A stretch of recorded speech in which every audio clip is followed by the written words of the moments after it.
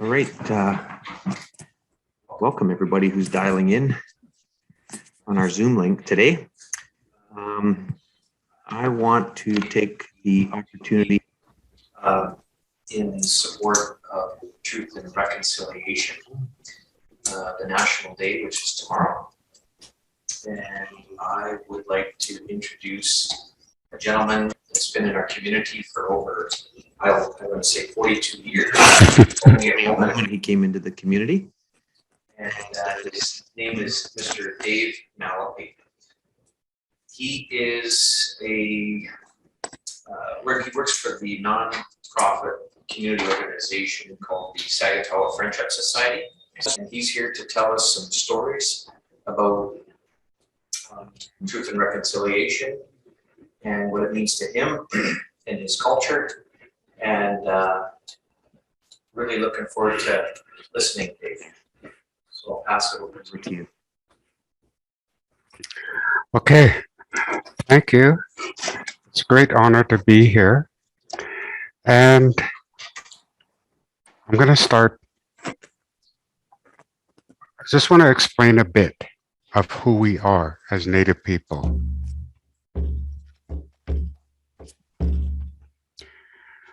The heartbeat of the people, the drum.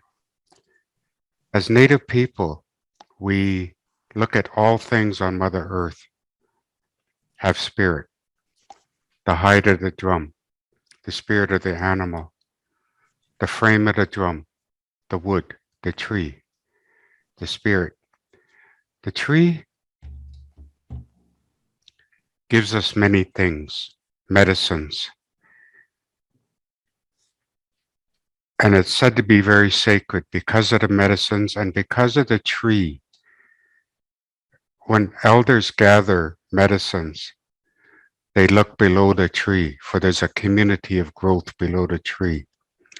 And most of that growth is a medicine of one kind or another. And when I say medicine, it could be used to heal ulcers, headache, anything that ailed us, hurt us, pained us. We had the medicines at one time, and we still have it today with the sacred keepers of the medicines. So that's kind of an idea of who we are in a sense of all things on Mother Earth that were here before man handmade things appeared, have sacred spirit to them.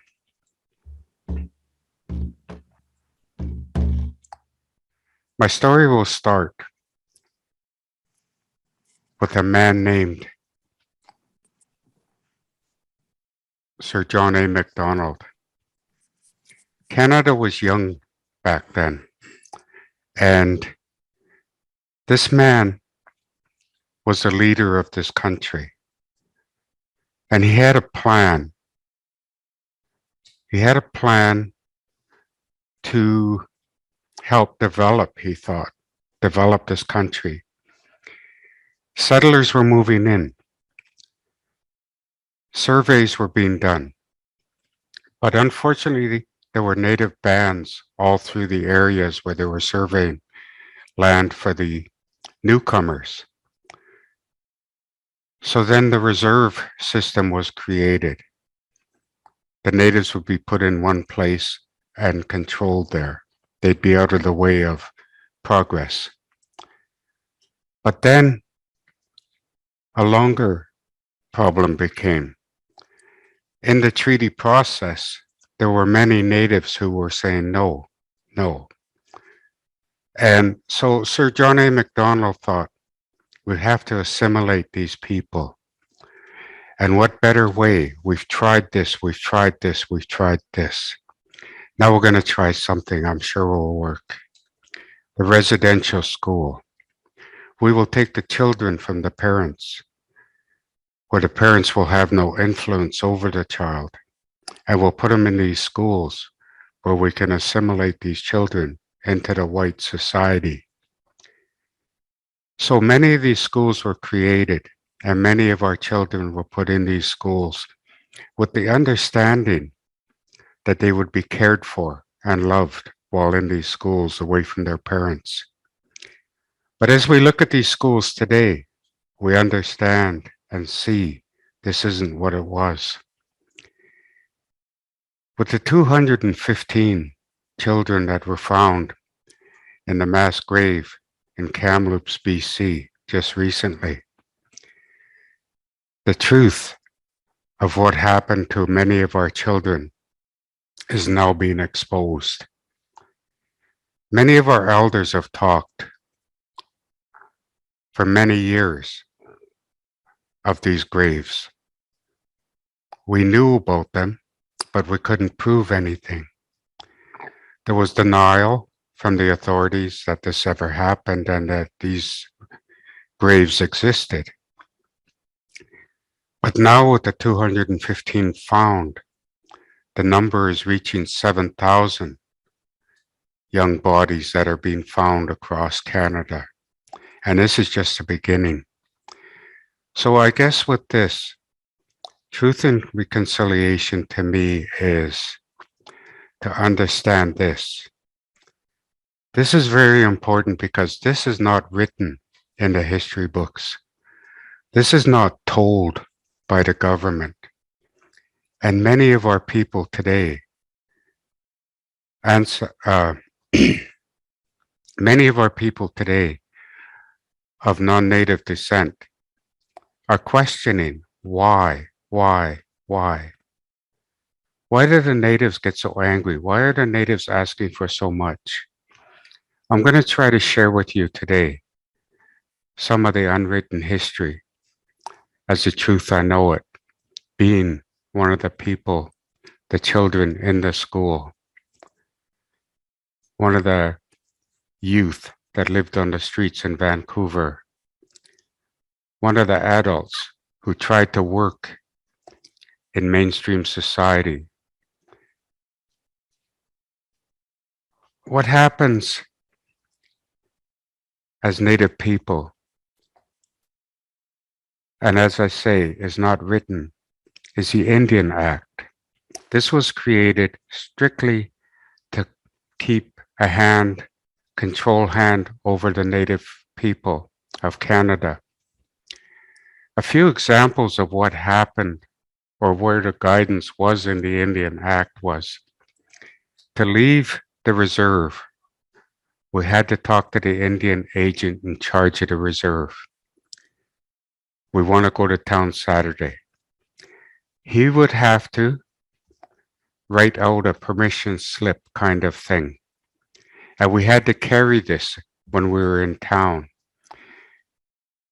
If authority, storekeepers, whoever questioned us, we had to show them this paper saying, yes, we're allowed to be here from a certain time to a certain time.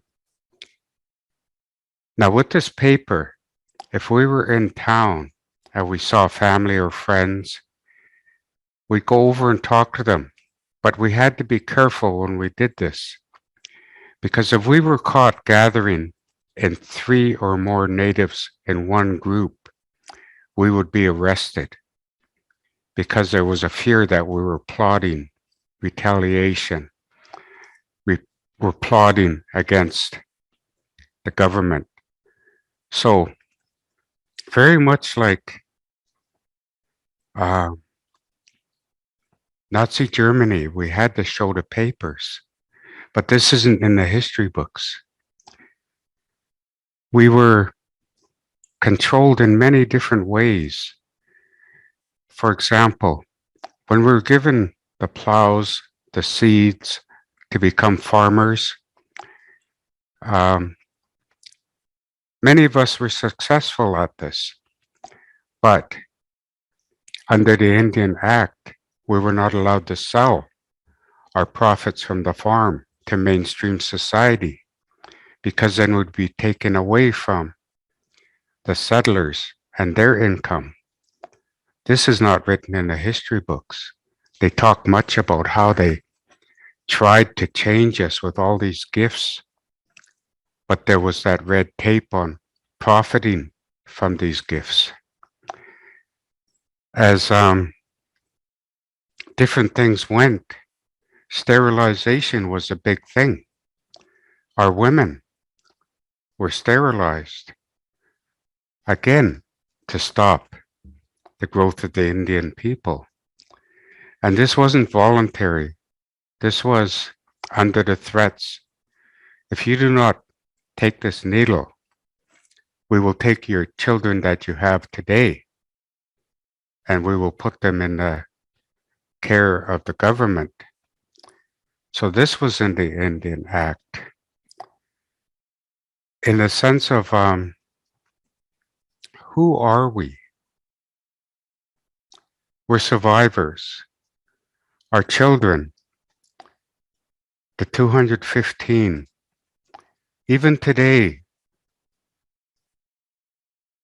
a lot of us say Canada is famous for saying, I'm sorry, I'm sorry, I'm sorry. But this time it was like when these children were found, it was like the government said, whoops, they were caught. But denial, an apology. The apology came from Stephen Harper when this was talked of. And he said that Canada was sorry for all the bad things that happened to our children in these schools. But the unfortunate thing is when this apology came, it came over the TV screen. And thousands of our aged ones, elders, sat in their homes with their families and heard this apology and heard these words from Stephen Harper of sexual abuse, of all these different abuses. Our elders were triggered the moment this happened on TV. And our children, sitting with the elders, the sons and daughters, had no idea of the history of this bad things that happened to their grandparents, to their parents. And the parents sat there in pain, reliving what happened to them in these schools. And it wasn't put on the news after this apology when in northern BC, a community lost 28 elders to suicide because of this trigger. It was so blunt. It was so quick. And as I say, the children, as Native people, we do not share our pain. That is ours. That is not for my daughter to carry my pain, my son to carry my pain, my grandson, my great-grandson. So when this apology happened, our hidden pain was too much for many of us. And many of us did, as those 28 elders did, committed suicide. The stories are coming out now to our families. We're finally talking to them, finally having them try to understand the dysfunctional part of us as parents. For when we found out what happened to our children, we knew what happened to us, and we hoped it wasn't happening to our children generation going through these schools. But it was happening. And we felt the pain, the guilt. Why did I put my child in this? Why did I put my baby into this world? So we became very dysfunctional people. We drank. We tried to hide that pain, that guilt. It was the only way we knew. And today, we still sit in this problem of alcohol, of guilt, dysfunctional parenting. When I speak of dysfunctional parenting, I think of myself when I had children. One time, my son was 2, my other son was 3. And we were living in Victoria, and some friends come to visit us. And while they were sitting in the living room with us, my little boy come into the living room with a soiled diaper on his head. Our friends kind of looked, and we didn't think anything of it. And while we're visiting, my other son come in and he's talking, interrupting the visit. So my wife takes him, kneels him in the corner where we have pebbles, kneeled my 2.5-year-old son on the pebbles in the corner and said, quiet, you come out when you're done being noisy. Our friends left that night and we didn't think anything of it. But then about a week later, child welfare come to our house and they asked us, you put soiled diaper on your son's head, your baby's heads? Oh, yes, we do that. And we were proud to be acknowledged that we were raising our children this way and disciplining them with the soiled diaper on their head. So we smiled at them and said, yes, we do that. And you kneel your son, that baby, in the corner on pebbles. Oh, yes, we do that. And then it hit us, their words. What kind of animals are you that you do this to your children? We didn't know how to respond because we were raising our children and disciplining our children the way we were raised and disciplined in that school. And in that school, that was the only parenting skills we had. Yet we were animals for what we were doing. So there was much to try to learn in mainstream society coming from that school. And it took many of us a lifetime to try to break this cycle. There's many of us who have passed away angry, loving, caring for that grandchild, but angry with themselves, unforgiving to themselves for what they did. And that's not our way of parenting before the schools happened. Our children, when they're born, they are born from the giver of life, the female. And she is treated with the utmost respect because of that position. And our children, when they're born, they are precious gifts. Gifts that we care for and look after. They're not ours. In our traditional ways, we raise them and we guide them so they're strong, independent when they get old enough to go on their own journey. That is how we raised our children before we went to these schools. And now we're trying to do that today again, but it's a struggle. Our young people are asking and trying to forgive those who have heard the story since Truth and Reconciliation came out. So this is why we are, in the eyes of many, such dysfunctional people.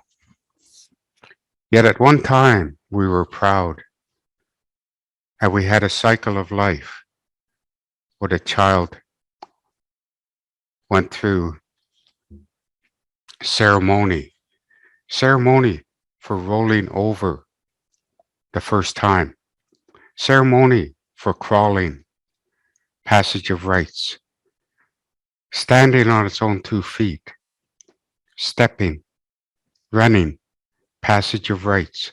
There is ceremony for all things, not just the birthday, but the successes this child was finding with its purpose of its body, with its purpose of its spirit, the purpose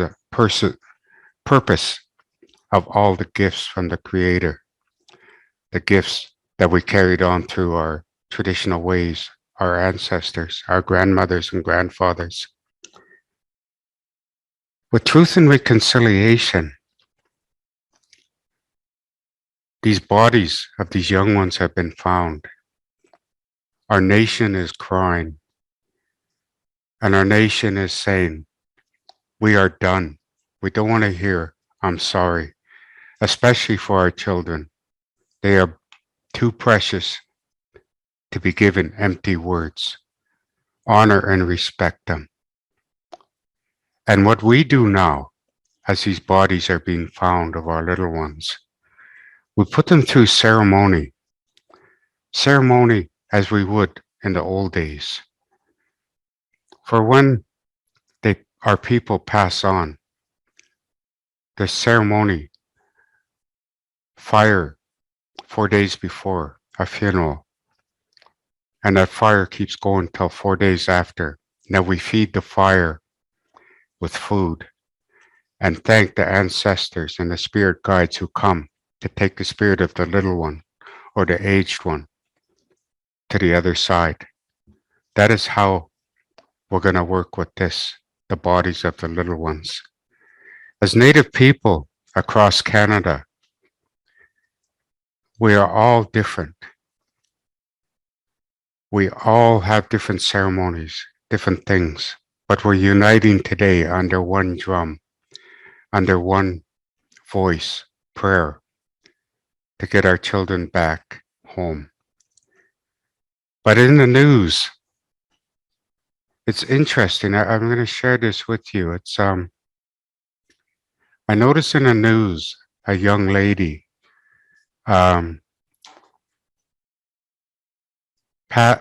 disappeared in the States, and she was a white girl. And I don't disrespect her.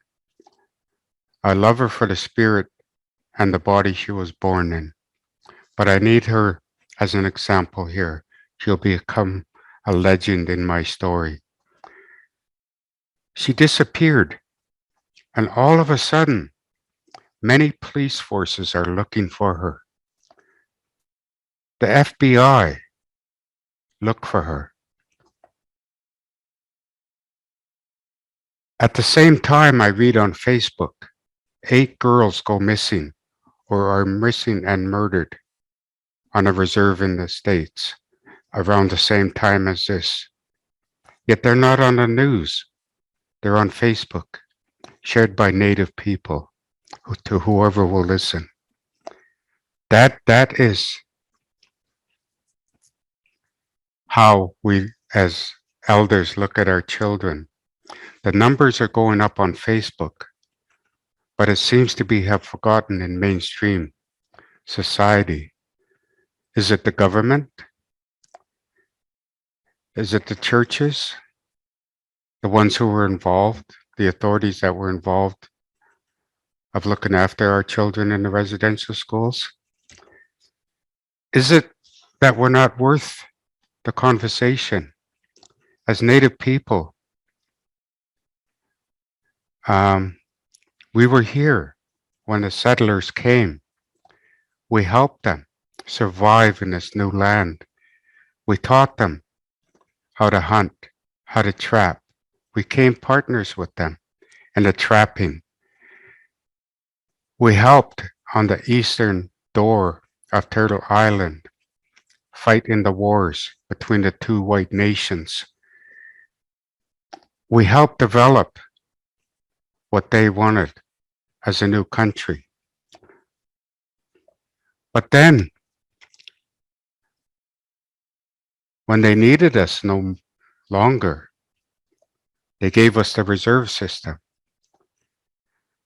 And with the reserve system, we see corruption in that, in the sense of what chief would agree for his people to be placed on this land that the white man gives them? What chief would agree that, yes, we will take that land and we will boil water for as long as the grass is green and the waters flow?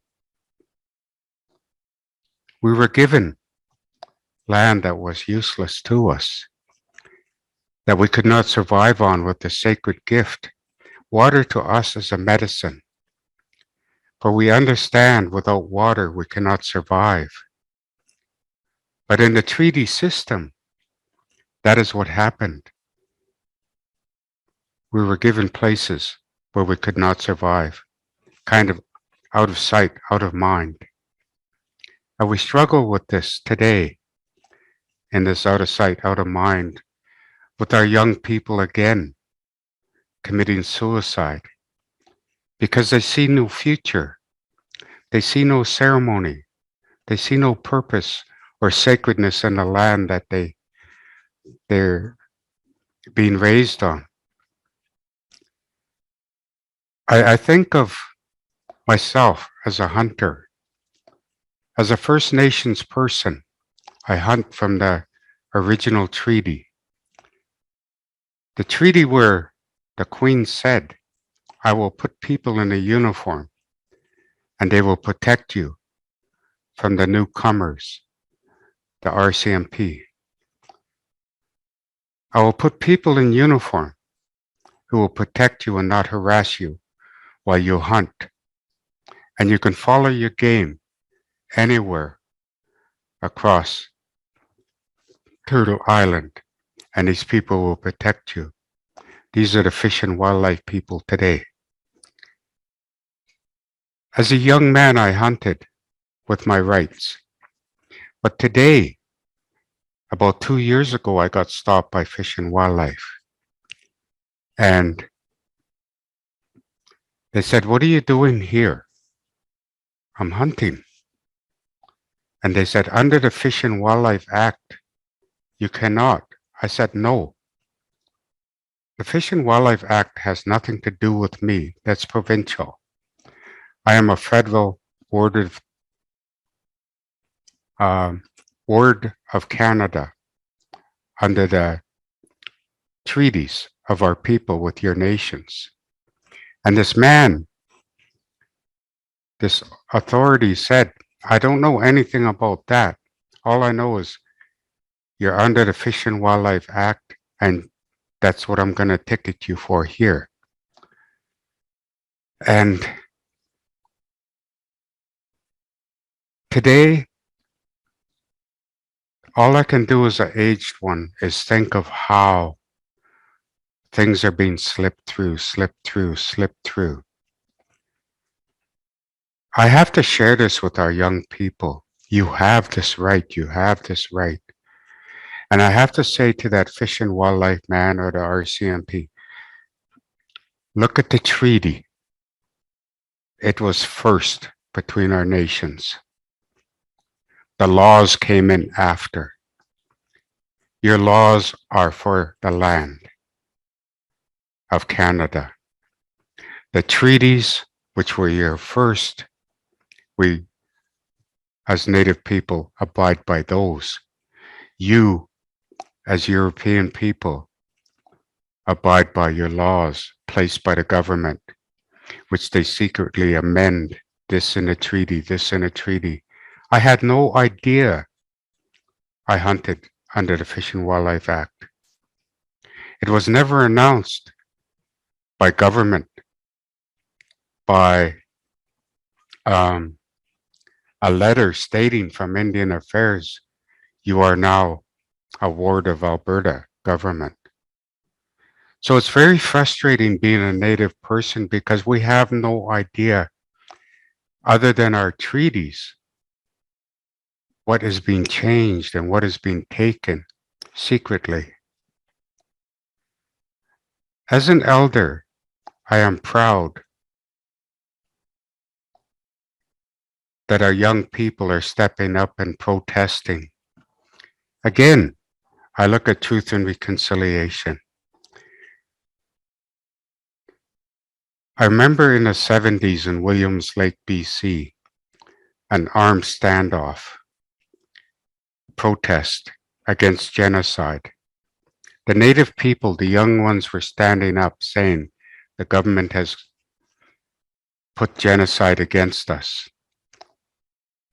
And all through that time, there have been warriors, women, givers of life, youth standing up for what we believe is being broken in the treaties. Yet I look back in the 70s and those people that stood up against genocide, their reward was jail under the system because the government did not acknowledge that they did genocide, just as that word is being used today, now, with our 215 children and all the others, that genocide actually happened. It's an ugly word. It's a word that Canada doesn't really want to admit that they were a part of. But as Native people, there's no other way of looking at any other word in the English language other than genocide was used against us. And many of our people have been put in jail for standing up against this action. And so I look at the Oka crisis, standing up for sacred land, a sacred piece of land.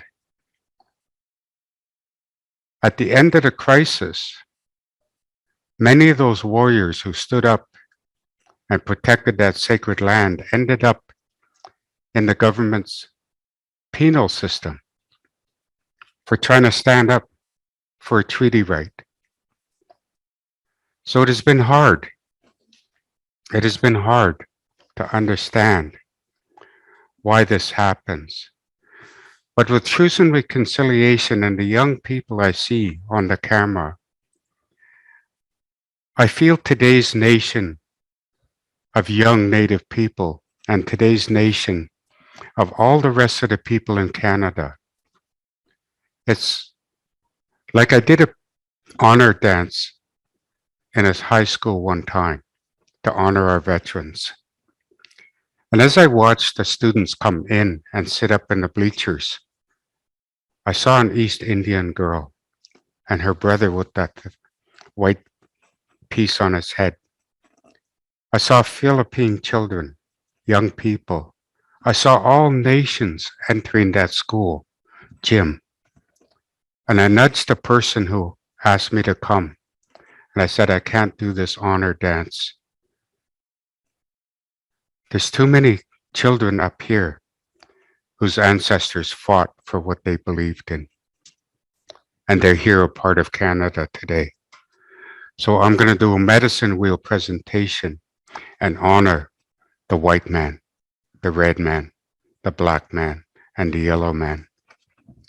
And today, the youth, they say, a couple of times they said, well, who's the yellow man? I said, that's the Asians. Who's the red man?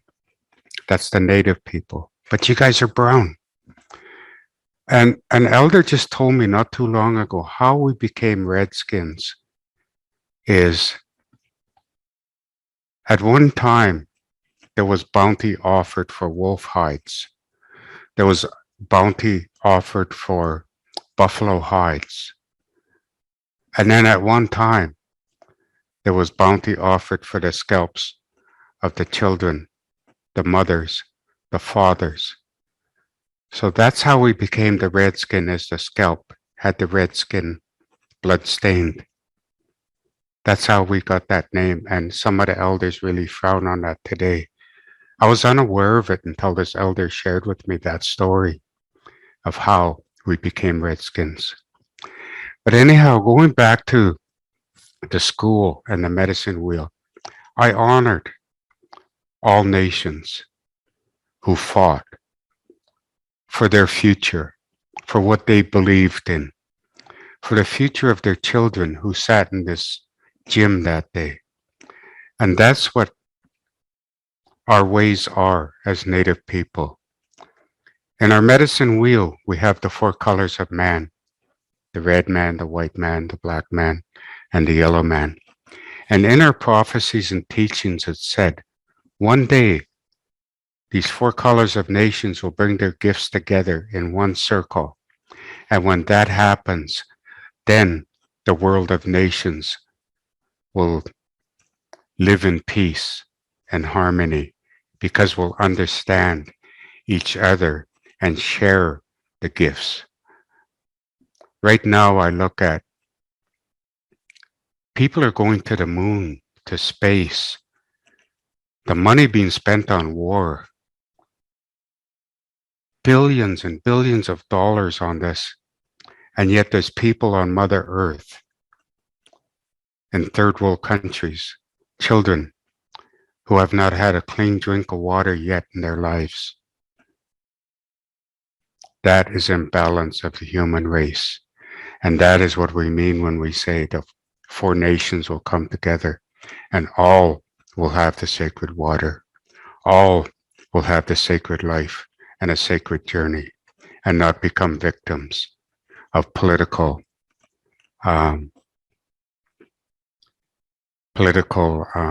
gains, where there's so much collateral damage in the sense of the young ones who do not wear the uniforms. They don't even understand why the wars are going on. They don't understand why they don't get that drink of water. But we do. As a nation as great as Canada, we see this, but we take it for advantage. It's to keep the rich happy. It's to keep development. That's what kind of a word thought that went through my head is everything is because of progress when they take something from the native people. We're doing this for the betterment of the country, for progress. But we have to go back. It wasn't said in the treaties, we will alter this treaty with progress. That is being done in a very quiet way of the government. But unfortunately, it's done in a way where us as Native people and the non-Native people conflict with each other because they don't know the whole story. They just take the words of the government, their leaders, and believe this is the way it is, this is the way it should be. Yet, there's so much being taken for granted. There's so much. It hurts my heart when I see in BC the elders being put in handcuffs, again, for trying to protect their territories, the medicines of their territories, the trees that were there for 500 years being taken down for money that would maybe last for a month. That's progress. But those trees are part of our sacred cycle. Us as human beings breathe. The trees breathe. And we breathe in balance and sharing. We need both. When I think of this, what I just said, a creation story started, one of the creation stories I'm going to share with you here, started with an elderly woman was walking and she had been gifted bags, medicine bags, and she was to spread the contents of the medicine bags over Turtle Island. So she started doing this. One bag created the water, the lakes. One bag created the trees and the forests. One bag created the mountains. One bag created the 4-legged ones, the finned ones, the 2-legged ones, the flying ones, the ants, the insects. And she got tired. So she saw Raven sitting on a rock, and he's a trickster. So she went over and said, I am tired. I need you to take these bags and finish spreading them for me. So Raven took the bags, remaining bags, and put them over his neck and flew and spread the bag medicine and created all the different things that we have on Mother Earth today. But Raven got tired. So he went back to his rock and he saw the old lady coming to him. And he realized he had one bag left, so he put it down beside his rock. hoping it was out of sight of the old woman. So the old woman sat and talked to Raven, and he said, yes, I spread them all. And then the old woman said, what is that? What is that beside your rock? And Raven said, oops, I must have dropped that one. So the old woman got cranky with Raven and said, spread that. So Raven took it and spread that last bag. And that bag was the powder, the creation of the human beings.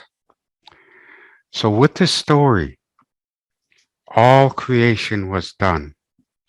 And then the human beings came. And what we do in this teaching is realize all creation on Mother Earth can live with us or without us. And we really have to concentrate on this, especially with global warming and all the different things. Mother Earth to us is tired. She's sick. She's burning. She's just imbalanced. And her imbalancing is affecting us, the human race. But it is us, the human race, that has made Mother Earth sick. So in our prophecies, in our teachings, we're not tree huggers. We are stewards of the land. That's what we feel our purpose is. The Creator gave us this responsibility to look after Mother Earth. And that's why we go to jail, standing up, protesting. That is why our elders are put in handcuffs, standing up for what they believe their purpose in life is. So this is important to understand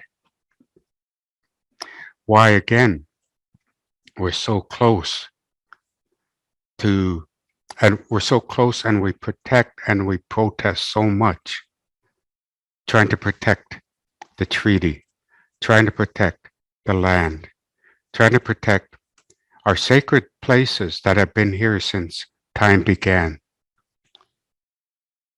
Progress seems to be more important than sacredness.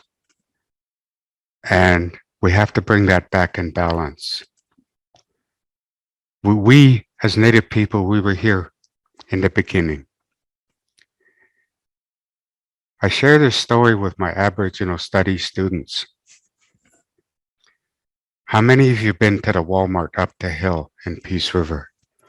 And most of my students will put their hands up. And then I'll say, how many of you have been to the Indian Walmart?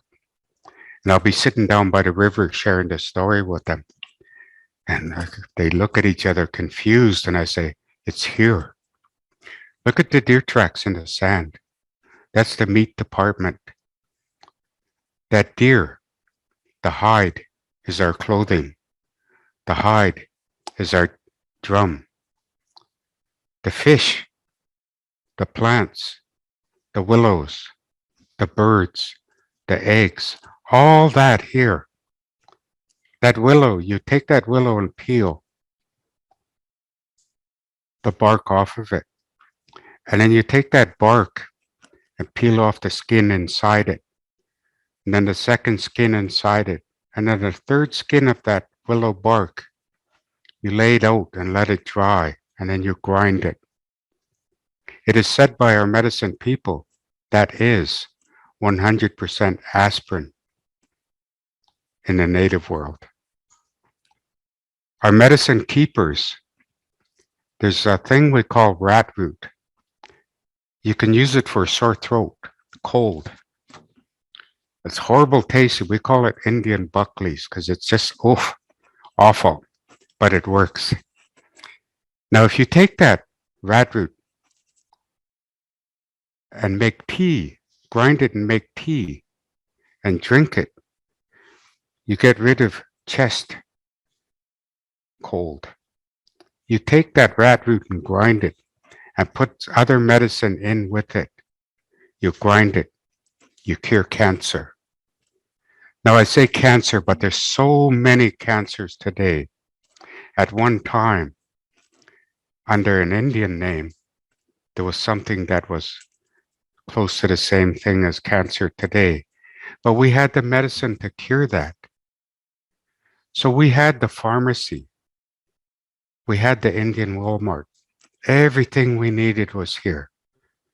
And when the newcomers came, we shared this with them.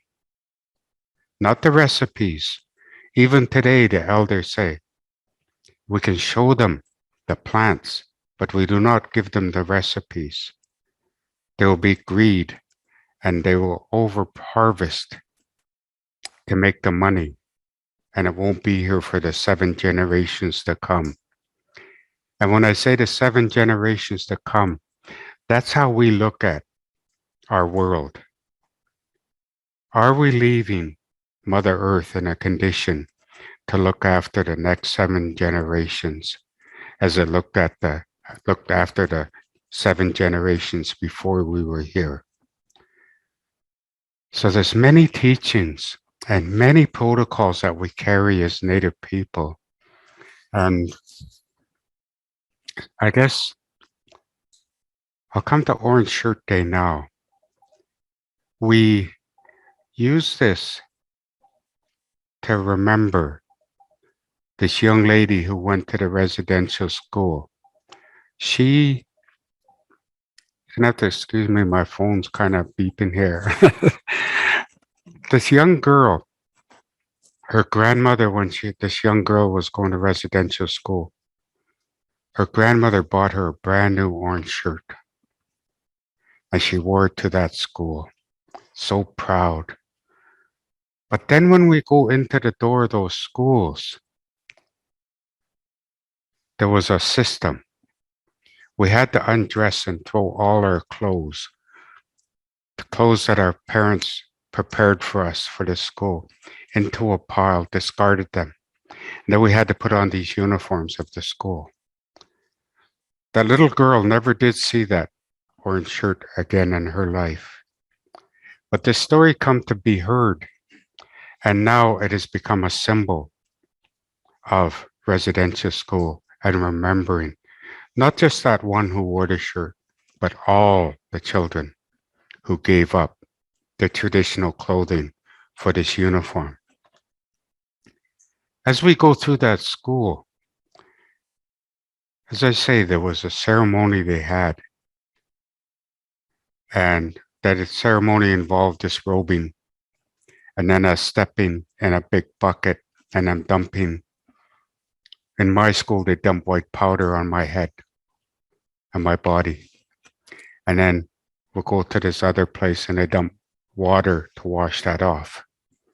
And then we go to this other place where there's much crying going on, where you hear this shook, shook.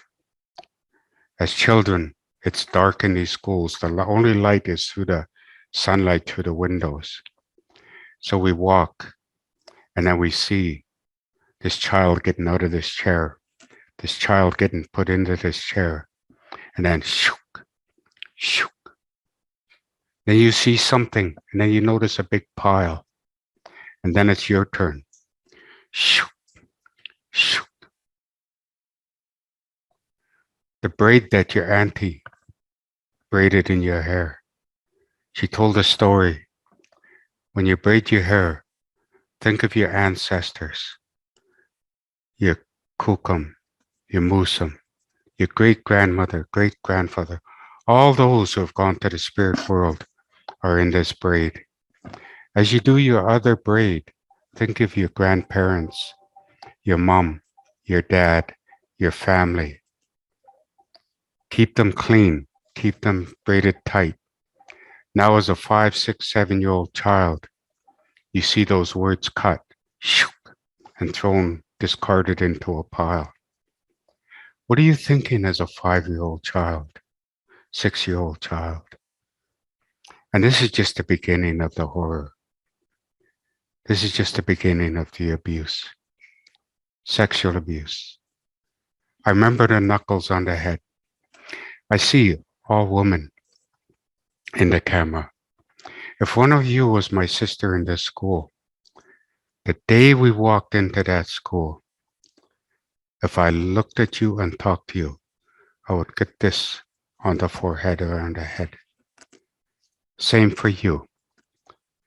In the dining room, if we looked at each other and I tried to talk to you, I'd get that, I'd get that stick across the back of the head or the knuckles.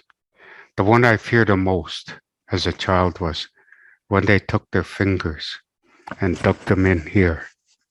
Oh, that hurt. And they just dug in because I tried to talk to my sister. The unfortunate thing is that was the beginning of the end. When I say that, when I leave that school, I've got no respect for a female because all she was to me was pain and punishment. I didn't realize it till my daughter turned 18. I was finally able to look at her in the eyes and say, I love you as a father. I feared. I still carried that fear of being punished for talking. My own daughter, my own wife. It was tough. And today, many of us as men struggle with this still. When our wives get cranky with us, you gotta quit doing this, gotta quit doing that. Our wives turn into that nun who disciplined us. And we get cranky back at our wives, knowing that our loved one will be there tomorrow, no matter what kind of hell we put them through, because of that intergenerational stuff we learned. They'll be there tomorrow for us.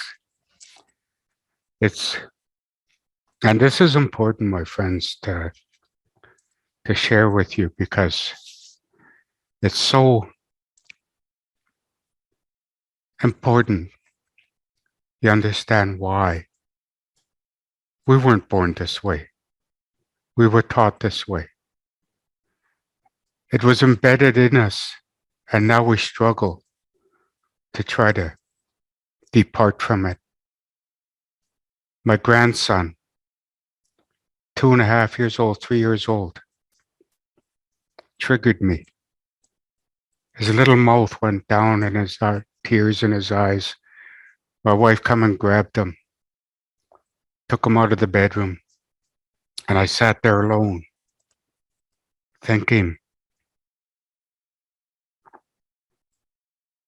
I just did to him what the priest did to me. And then his son, 5 years old, helping me at the kitchen.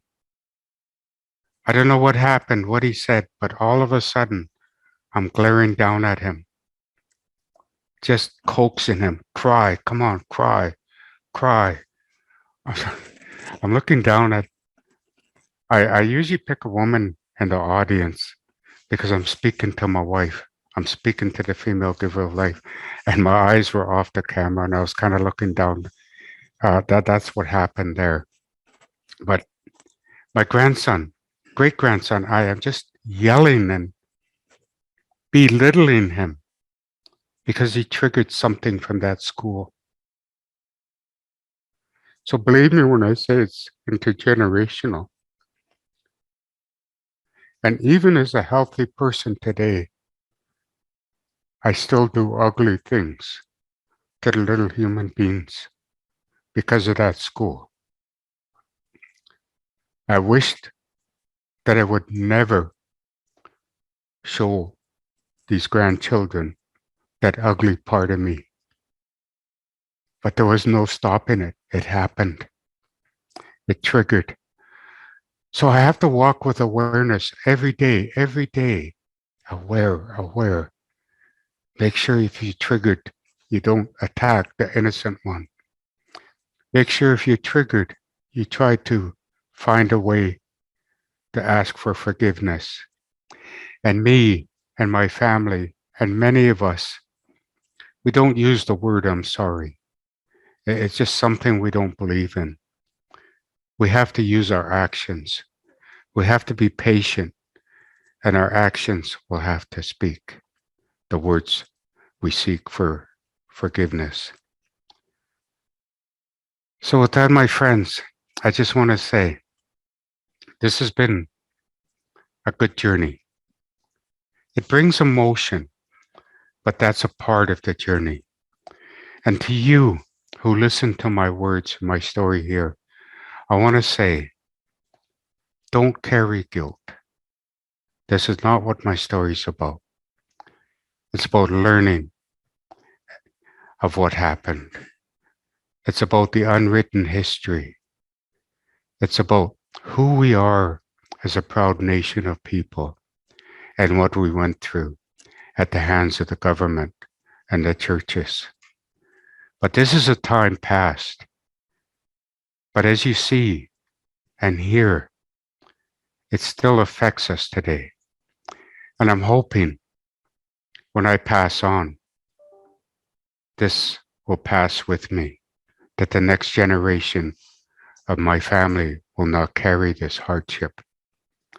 So with that, I'm going to say, all of you, it's been a great honor to share my words with you.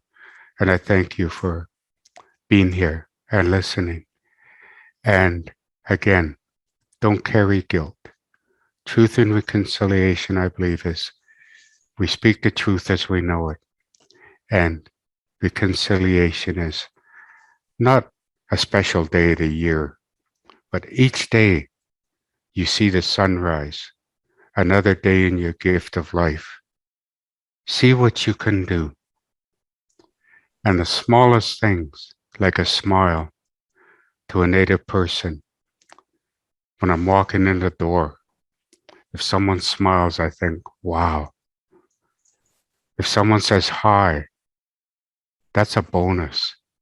Such simple, basic things. It'll all build up to where it should be, with the four nations of man coming together. But until then, the nations of Canada, the newcomers, and the ones who were here before, we have to understand what it was like, and that treaties were broken. Honor and disrespect was introduced. Well, not honor, disrespect was introduced. But today, with the teachings and the wisdom of the elders and those wisdom carriers, and you listening with open hearts and open spirits, we are going to become a stronger nation where your children and my children are going to live in harmony. And the old ways will be the old ways. So with that, I'd like to thank you all. And yes, take care and hope to see you again someday. Share again. Thank you. Thank you so much, Dave. And just have it known that everybody at APL is smiling with you right now, and we really appreciate your time today. And we look forward to having you back. This is a movement for us. It's not a day for us. So again, thank you. Take care.